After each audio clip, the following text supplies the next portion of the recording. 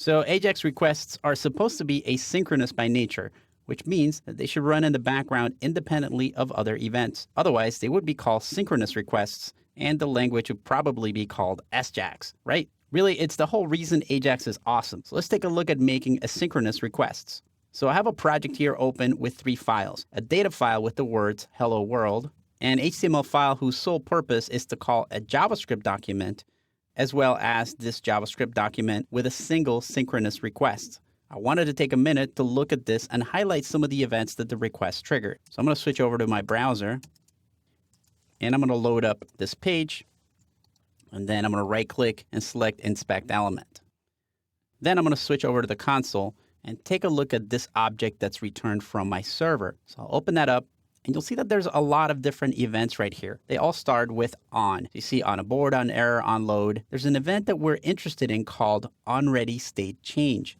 The browser's AJAX API maintains a property called ready state that has a number indicating how far along the request has progressed. If the value is 0, for example, then the request hasn't been sent yet. Once the value of that property reaches 4, then the operation of sending and receiving the request has been completed. So what we want to do is modify our code so that it checks the status of this property. If ready state has the value of 4, then our asynchronous request has been received and we can do something with the data we get back. First, before we send our request, we want to change our open method and take out the false parameter at the end. We could send a Boolean value of true, but this is the default, and so we don't really need to pass it.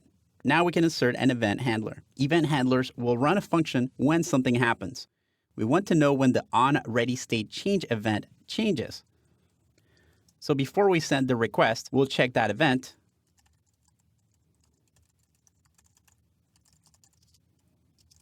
And this will be a function literal, so I'll take out the name. And then I'm going to grab all this right here and paste it inside this event handler. I also want to modify our if statement so that it not only checks for the request status, but also for the ready state value. So I'll copy this, and I'll paste it twice, and then I'll change this one to say request ready state. So this should check to see if the value of request ready state is equal to 4, and also if the request status is 200.